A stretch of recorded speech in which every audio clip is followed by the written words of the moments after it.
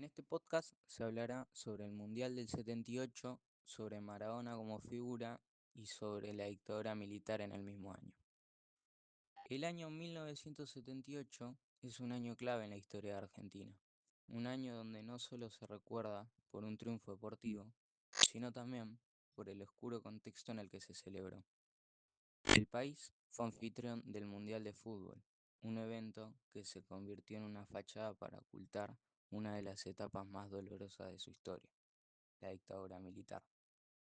Para entender el Mundial del 78, es crucial conocer la historia que se vivía en Argentina. Desde 1976, el país estaba bajo el mandato de una dictadura militar, la cual estaba liderada por Jorge Rafael Videla. Este régimen fue caracterizado por una represión brutal y sistemática, donde las personas no tenían prácticamente libertad de expresión. En este contexto, la dictadura vio el Mundial de Fútbol como una oportunidad perfecta para limpiar su imagen ante el mundo. La junta militar lo que hizo es invertir grandes cantidades de dinero para modernizar estadios, construir infraestructuras y sobre todo para lanzar una campaña de propaganda masiva. El objetivo era mostrar una Argentina próspera, pacífica y moderna, que no tenía nada que ver con la realidad que se vio tras el Mundial, donde realmente se violaban los derechos humanos por completo. Lo que pasó también es que se creó un lema, el cual decía, Argentina, somos derechos y humanos, una frase la cual pretendía contrarrestar las denuncias internacionales sobre los crímenes de la dictadura.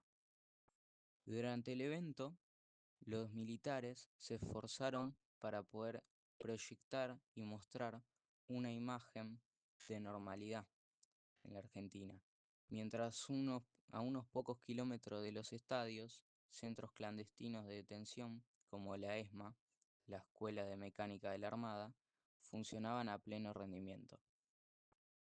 La ESMA fue un centro clandestino de tortura y exterminio, la cual se encargaba de torturar gente, exterminarla si hacía falta, robar bebés, secuestrándolos o secuestrando a embarazadas, y secuestraban a la gente para conseguir información sobre organizaciones en contra de la dictadura. Los bebés que eran secuestrados se entregaban a familias militares y las madres se las mataban. La ESMA fue convertida en un espacio para la memoria y para la promoción y defensa de los derechos humanos. Es un lugar dedicado a recordar a las víctimas del terrorismo de Estado y a educar sobre la importancia de la defensa de los derechos humanos y a valorar la democracia. En este espacio funcionan museos y organismos de derechos humanos, incluyendo el Archivo Nacional de la Memoria y la sede de Plaza Buena de Mayo, una organización que busca a los nietos y nietas apropiados durante la dictadura. Esto nos quiere decir que un gran evento mundial puede cambiar totalmente el cómo se ve la imagen de un lugar o un país.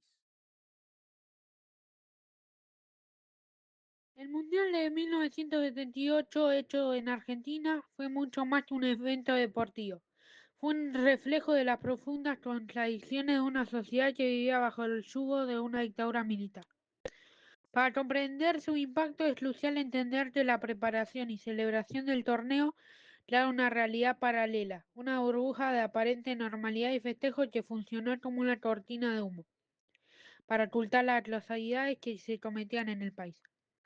Una de las primeras consecuencias y quizás la más evidente fue la desviación masiva de la atención pública y de los recursos del Estado. La Junta Militar, liderada por Jorge Rafael Videla, invirtió cifras exorbitantes de dinero en la modernización de estadios y la construcción de centros de prensa, y una campaña de propaganda sin precedentes. Este gasto desmedido se hizo en un momento en que Argentina enfrentaba graves problemas económicos y sociales, como una alta inflación y una creciente pobreza. Sin embargo, la euforia del fútbol consumió a gran parte de la población, que desvió su mirada de esta crisis. La estrategia del régimen fue brillante y exitosa. El mundial se convirtió en la prioridad nacional y el deporte fue la aislación perfecta para evitar preguntas incómodas sobre la autonomía o peor aún sobre los derechos humanos. El impacto social también se manifestó de forma directa y brutal a través de la censura y el control total de los medios de comunicación. El gobierno militar se aseguró que la información que llegaba a la población y a los periodistas extranjeros estuviera completamente filtrada y manipulada. La televisión, la radio y los periódicos solo transmitían la versión oficial, que hablaba de un país próspero, seguro y organizado. En este contexto, las valientes denuncias de las organizaciones de derechos humanos como las Madres de Plaza de Mayo eran silenciadas o minimizadas. Esta, informa- Esta falta de información veraz hizo que muchos argentinos vivieran en una burbuja, sin ser plenamente conscientes de la magnitud de los crímenes que se le cometían a pocos kilómetros de donde se celebraban los partidos. Mientras los hinchas celebraban en las calles, los gritos de las víctimas en los centros clandestinos de detención como la ESMA eran silenciados por los cánticos de la multitud. Además, el evento tuvo un costo humano directo y palpable en las comunidades más vulnerables. Para la construcción de la nueva infraestructura como el centro de prensa o las reformas de estadios en el interior del país, muchas personas de bajos recursos fueron desplazadas de sus hogares y sus barrios fueron demolidos. Estas demoliciones forzadas ocurrieron en la periferia de las grandes ciudades, afectando a familias que no tenían voz ni poder para oponerse.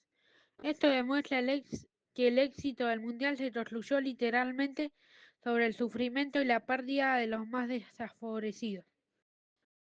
La fachada de modernidad del evento escondía una historia de injusticia social que hoy no podemos olvidar. El legado del Mundial de 1978 es por lo tanto profundamente contradictorio. Por un lado, la victoria de la selección argentina generó un sentimiento de orgullo y unidad nacional que fue genuino. Un momento de alegría colectiva que aún se recuerda con emoción. Pero por otro lado, esa celebración está inseparablemente ligada al oscuro contexto en el que ocurrió. Para las víctimas de la dictadura y sus familias, la euforia por el triunfo se mezcló con el dolor, la impotencia y la desesperación para ellos. El Mundial fue un evento que mascaró las tragedia. Hoy, la reflexión sobre el Mundial del 78 nos recuerda de manera dolorosa cómo los grandes eventos deportivos y culturales pueden ser utilizados como herramienta de propaganda para manipular a la sociedad. Nos enseña la importancia de ser críticos con la información y de dejarse llevar solo por la emoción del momento. El Mundial del 1978 es un ejemplo histórico que subraya que la memoria de un país debe ser reconstruida para honrar la verdad y no solo los triunfos. Y nos invita a reflexionar cómo una sociedad puede ser cooptada por el miedo y la euforia y no deja como legado y responsabilidad de olvidar, de educar y de luchar por la verdad y la justicia.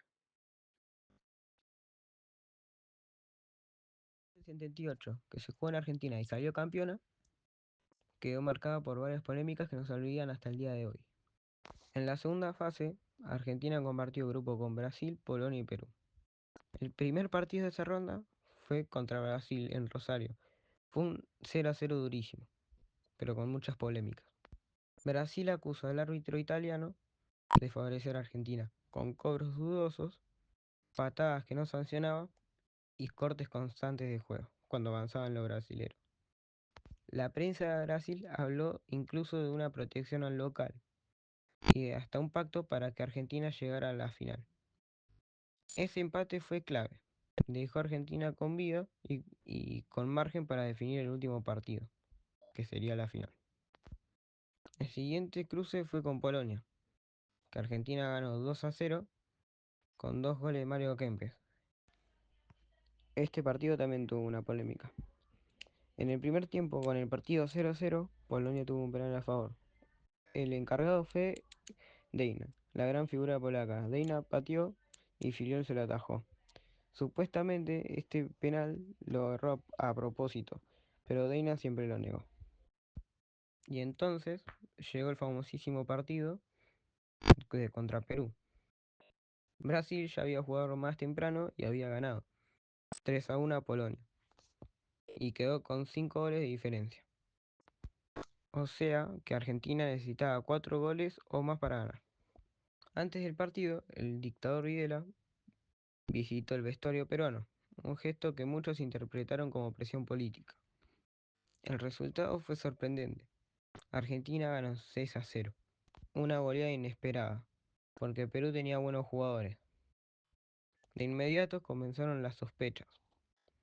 Se habló de arreglos políticos, de cargamentos de trigos enviados a Perú, de créditos millonarios e incluso armas entregadas a cambio del resultado. Algunos jugadores peruanos, después de algunos años, dijeron que le ejercieron presión, pero nunca quedó confirmado realmente. Hasta hoy, ese partido fue uno de los más polémicos de todos los mundiales. Argentina, con esa goleada, quedó primera de grupo, pasó a jugar a la final contra Holanda. Hubieron polémicas. Las polémicas eran que los holandeses denunciaron que lo hicieron esperar adrede a la salida del campo de juego, que la presión del estadio era insoportable y que casi a un jugador holandés no lo dejaban jugar porque llevaba un vendaje en el brazo, que venía usando por todo el torneo. Finalmente, la FIFA lo autorizó, pero la tensión ya estaba instalada. En la cancha, Kempes abrió el marcador, pero Holanda lo empató. Hasta en la largue, que Kempes y Bertoni pusieron el 3-1 a Argentina y se consagró campeona por primera vez. Después del partido, algunos jugadores holandeses se negaron a ir a la ceremonia, convencidos de que el ambiente no había sido limpio. Y hay otra polémica más, el tema del dopaje, que durante años se circularon rumores que los jugadores argentinos recibían estimulantes antes de los partidos. Se mencionaba el uso de efedrina y ribiotril, sustancias que en ese momento no estaban prohibidas por la FIFA, pero que aumentaban la energía y reducían el cansancio. El médico del equipo, Rubén Oliva, tiempo después reconoció que aplicaban inyecciones de vitaminas y estimulantes. Y el arquero Filiol dijo que sabían que eran vitaminas fuertes. Y los rivales como Polonia, Perú, pero sobre todo los brasileños, aseguraron de que los argentinos corrían 90 minutos como si nada. La FIFA no sancionó a los argentinos, porque no habían controles estrictos sobre esas sustancias. Pero la sospecha quedó. Y esas fueron las polémicas más recordadas.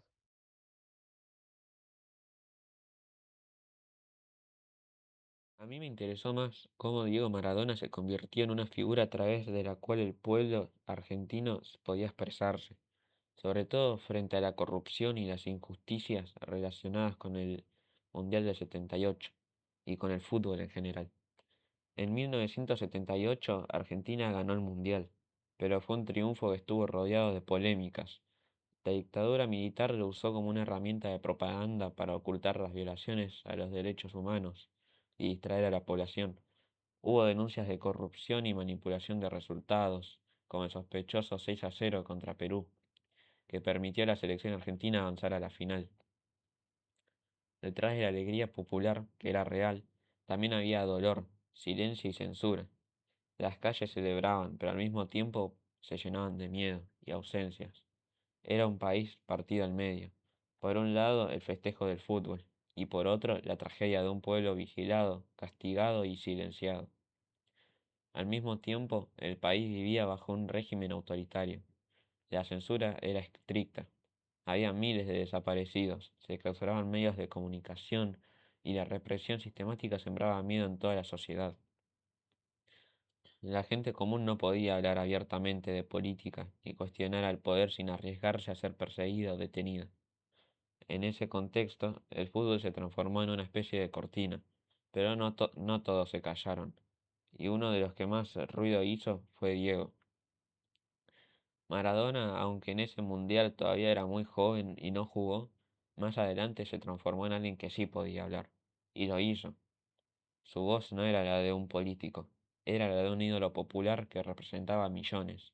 Cada vez que criticaba a la FIFA, a la corrupción en el fútbol o a los gobiernos, la gente sentía que él decía lo que ellos pensaban, pero no podían decir.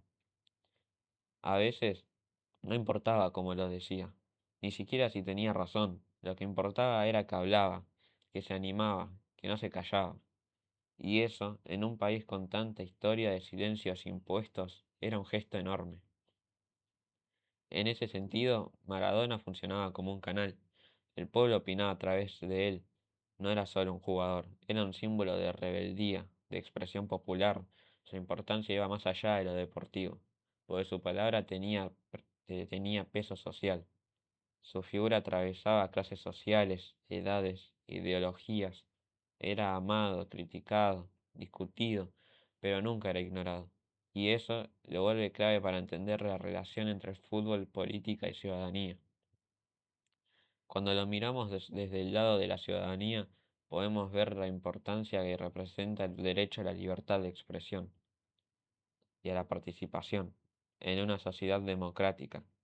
Cada ciudadano debería tener voz, pero cuando eso no pasa, como la dictadura del 78, muchas veces surge una figura que concentra ese sentimiento colectivo. En este caso fue Maradona, quien habló por el pueblo, y no solo en Argentina. En otros países también fue visto como alguien que enfrentaba al poder, que no se arrodillaba ante los intereses del gobierno, que defendía a los de abajo. Eso lo convirtió en un ídolo global, pero con un corazón muy argentino. Esto también nos muestra que la ciudadanía no se trata solo de votar o cumplir leyes, también significa expresarnos, denunciar la corrupción, exigir justicia.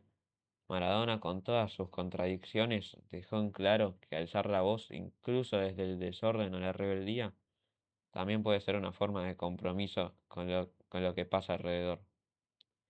Era como si al escucharlo a él, millones pudieran hablar un poco también, como si dijera en voz alta eso que tantos pensaban pero no se animaban a decir. Y ahí estaba la fuerza, no porque tuviera las palabras más correctas, sino porque eran reales y venían de alguien que también había vivido. Y quizás por eso, a pesar de todos sus errores, su figura sigue siendo tan fuerte, porque representó algo más grande que él mismo, la necesidad de decir, de gritar, de no callarse más. En definitiva, Maradona no fue solo un 10 en la cancha, fue para muchos una voz en medio del ruido, y eso también es parte de lo que significa ser ciudadano, no quedarse al margen, no aceptar lo que está mal solo porque siempre fue así.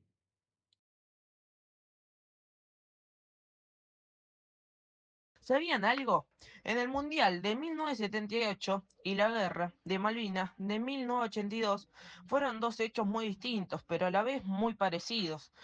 Los dos estuvieron atravesados por la dictadura militar argentina. El gobierno usó el Mundial como propaganda para mostrar una imagen positiva del país y ocultar la represión, mientras que en 1982 buscó apoyo popular a través de la recuperación de las Malvinas.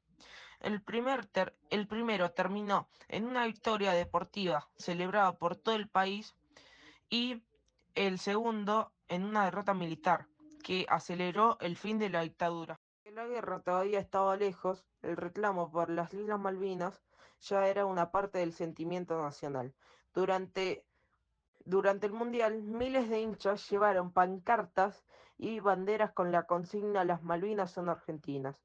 Esas imágenes se transmitieron a todo el mundo y sirvieron como propaganda indirecta. La dictadura alentaba esas expresiones porque el reclamo por las Islas Malvinas era una causa común que unía a todos los argentinos, más allá de las diferencias políticas. Así, el fútbol y las Malvinas se mezclaron como símbolo de identidad nacional y orgullo colectivo. La Guerra de Malvinas, en 1982, 4 años después, el contexto era muy diferente. La economía estaba en crisis con inflación, desempleo y deudas externas.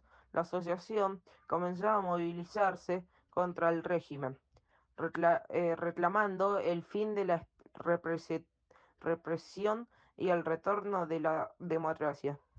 En ese escenario, la junta militar, entonces encabezada por Leopoldo Galtieri, buscó una salida a través de la causa Malvinas en el 2 de abril de 1882.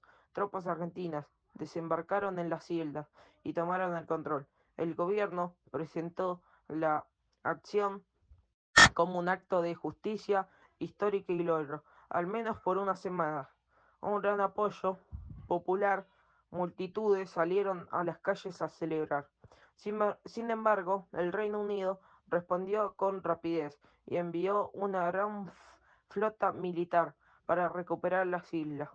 La guerra duró 74 días y fue muy dura, especialmente para los jóvenes soldados argentinos que combatieron en condiciones precarias.